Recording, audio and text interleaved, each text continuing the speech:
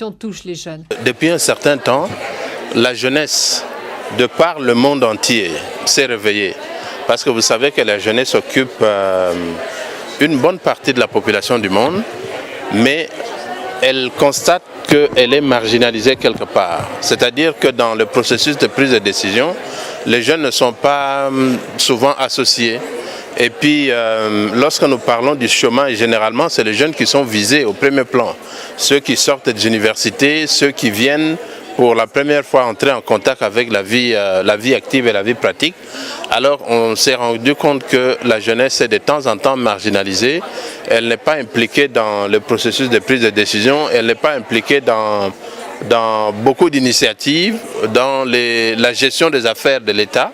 C'est pour cette raison que ce forum a eu lieu, d'abord pour initier les jeunes au système démocratique, les initier à la gestion de l'État, parce qu'on parle de l'État de droit, et aussi les initier à la question des droits de l'homme.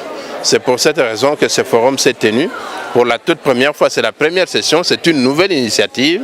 Et donc, ils ont débattu de beaucoup de questions qui sont liées notamment, par exemple, aux objectifs de développement. Avant, on parlait des objectifs de développement du millénaire. Maintenant, on parle des objectifs de développement durable. Donc, ils ont pratiquement disséqué toutes ces questions qu'ils ont parcourues au cours de cette session, au cours de cette réunion.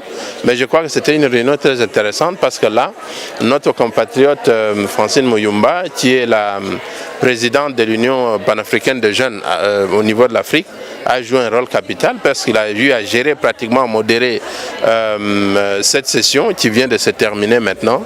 Je crois que c'est un motif de fierté pour la RDC et un motif de fierté pour les jeunes parce que nous sommes en train de quitter le carcan et en train de prendre une autre coloration.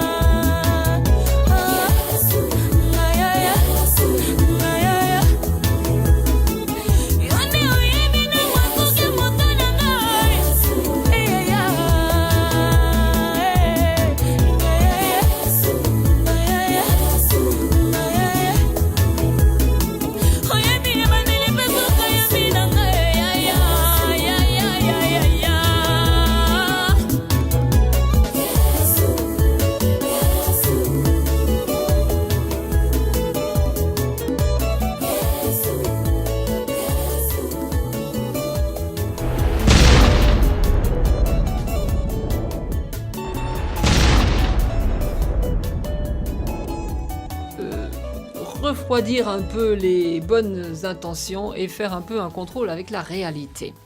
Les gouvernements, généralement, ont peur des jeunes, tout particulièrement les jeunes hommes.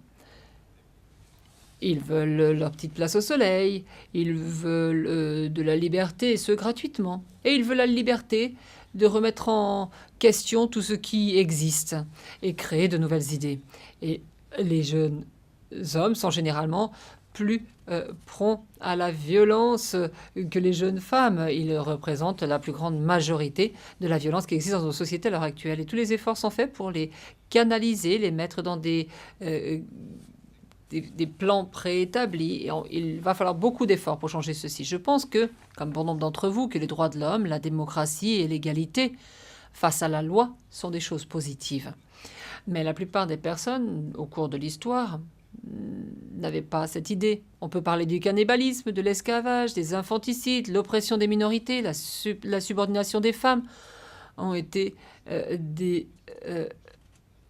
preuve que l'homme a toujours été un prédateur pour l'homme depuis son existence. L'idée des droits de l'homme est née dans l'esprit des intellectuels européens au milieu du XVIIe siècle et s'est répartie dans l'ingénierie sociale, dans les petites guerres, les grandes guerres et par le biais des diverses politiques d'éducation du monde. Cette mission a été universalisée et devenue plus inclusive, notamment grâce à des personnes telles que Gandhi ou Martin Luther King qui ont compris que les fleuves de sang doivent couler, mais que dans leur camp, c'est leur propre camp qu'ils allaient faire couler. Le sacrifice est nécessaire pour s'assurer que les droits de l'homme sont défendus. Demandé de faire partie de commissions nationales en France et aux États-Unis. Et chaque fois, j'ai demandé à d'autres jeunes de venir, tout particulièrement si la commission touche les jeunes.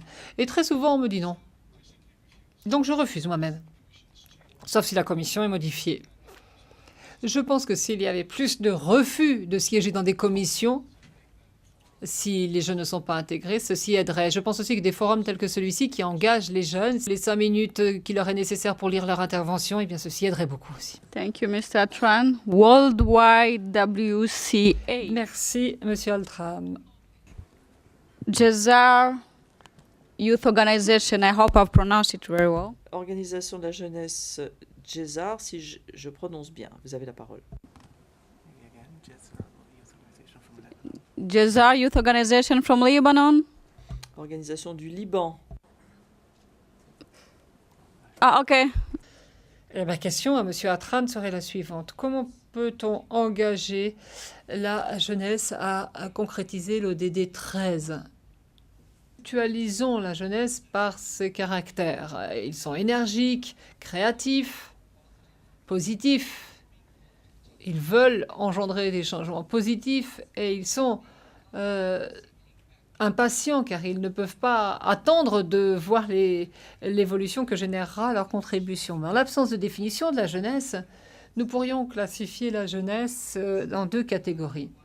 Premièrement, la jeunesse au chômage et la jeunesse encore en train d'étudier. Essayez d'établir un lien. Comme l'a fait Anna.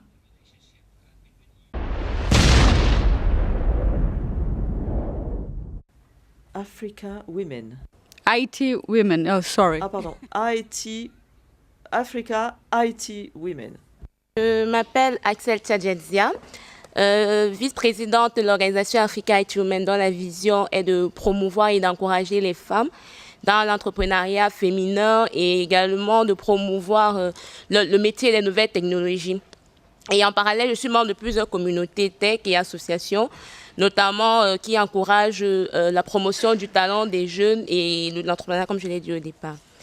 J'ai écouté les différentes interventions des uns et des autres depuis hier et j'ai 2 principales questions. Je pense qu'on a plus ou moins posé cela, mais moi, je vais être un peu plus terre à terre, de demander est-ce qu'il n'est pas possible de mettre en place des mesures, je ne sais pas si je vais dire de pression ou de persuasion par les Nations Unies ou toute autre organisation intergouvernementale auprès de leurs États membres afin qu'effectivement ils puissent travailler et mobiliser davantage les jeunes dans la prise de décision.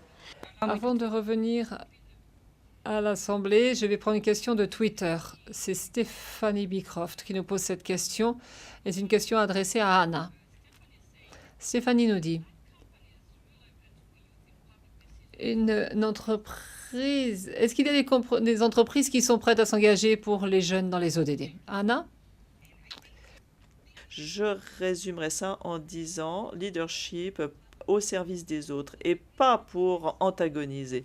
Si vous voulez vraiment faire quelque chose de concret, vous devez comprendre que la seule motivation qui nous tiendra à avoir un objectif sur ce que nous voulons faire.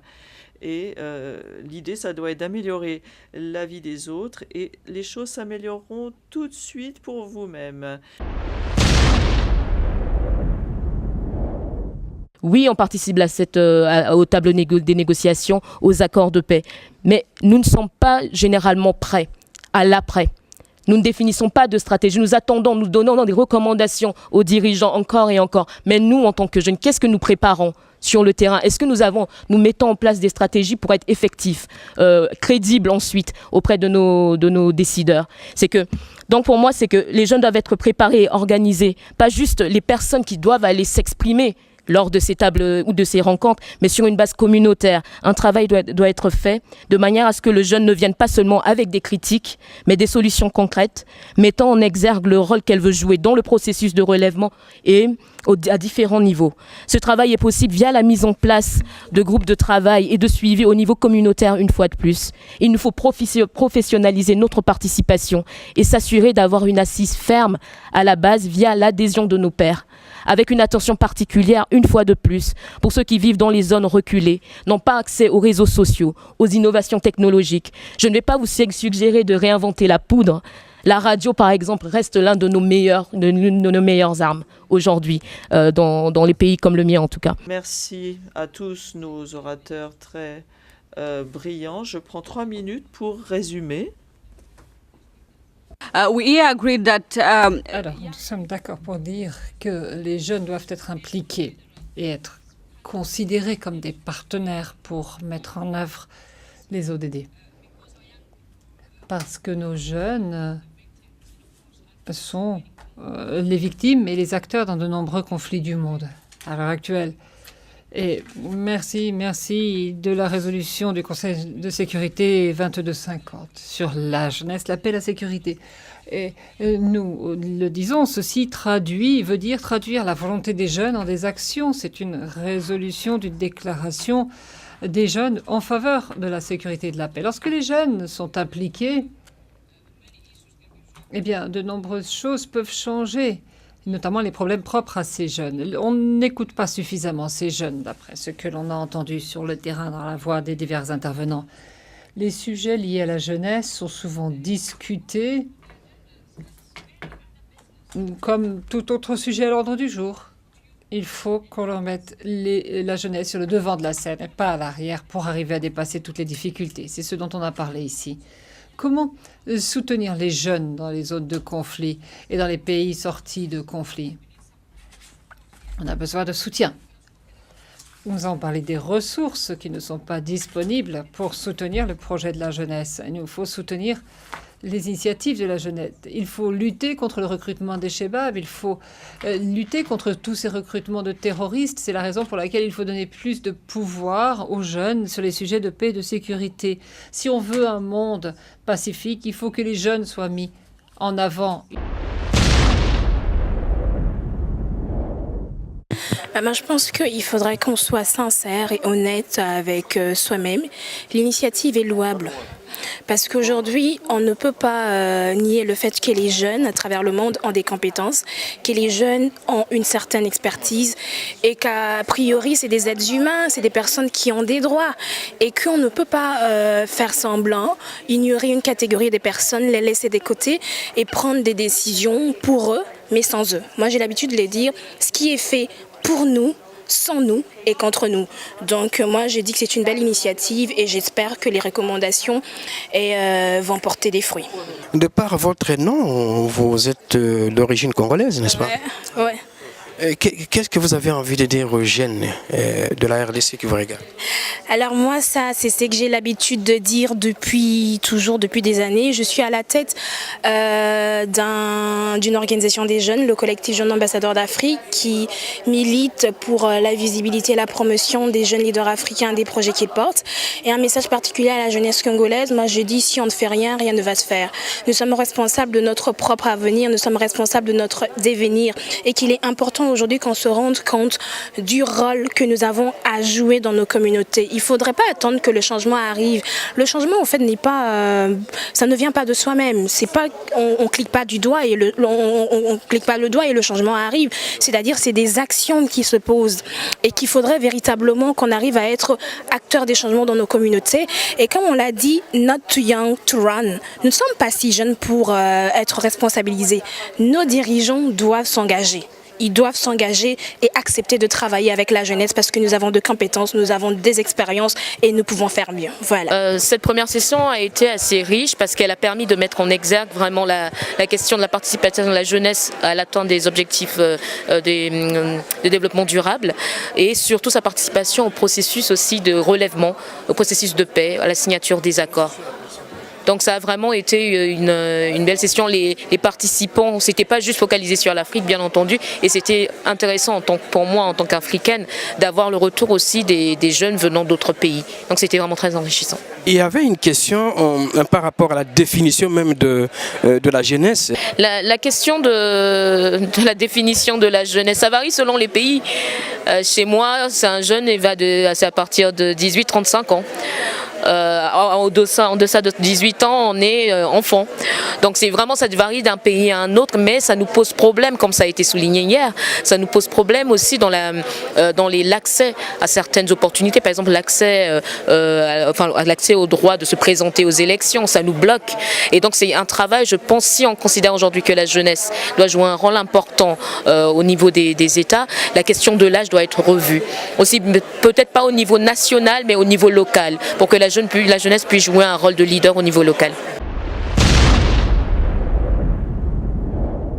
Mon rôle était simple à ce qui concerne ce forum. Premièrement, il a été question de voir comment lutter pour le droit de l'homme, le droit de la jeunesse, parce que le droit de la jeunesse fait partie également des droits de l'homme.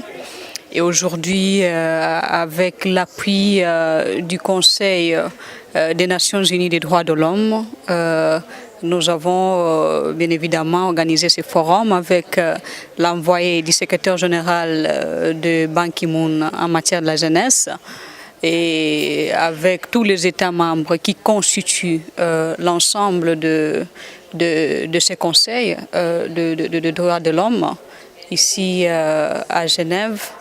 Et on a eu à écouter les États membres par rapport aux droits des jeunes, droit à l'expression, droit à s'associer à n'importe quelle organisation ou quel parti politique. En général, les droits de l'homme, le droit des femmes. Donc il a été question de permettre aux membres, aux pays membres, de s'exprimer et de parler également de ce qu'ils pensent utile pour le développement de la jeunesse dans leurs États et pour protéger les droits des jeunes dans leurs États. Ce que j'aimerais dire, c'est que vous savez, c'est un honneur pour nous en tant qu'Africains de voir notre consoeur tenir une salle comme ça des Nations Unies avec toute cette jeunesse qui est là. Et c'est encore plus flatteur pour moi, en tout cas, de voir à quel point elle est présente sur les questions de jeunesse. C'est que Francine a compris l'importance de la jeunesse pour le continent africain. Et son combat se tourne toujours autour de ça. La RDC a de quoi être fière. Et je pense que beaucoup de jeunes filles congolaises devraient se retrouver en elle et s'inspirer d'elle pour que le Congo devienne vraiment un pays beaucoup plus glorieux qu'aujourd'hui. Je crois que c'était une réunion très intéressante parce que là, notre compatriote Francine Muyumba, qui est la présidente de l'Union panafricaine de jeunes au niveau de l'Afrique, a joué un rôle capital parce qu'il a eu à gérer, pratiquement modérer cette session qui vient de se terminer maintenant. Je crois que c'est un motif de fierté pour la RDC et un motif de fierté pour les jeunes, parce que nous sommes en train de quitter le carcan et en train de prendre une autre coloration.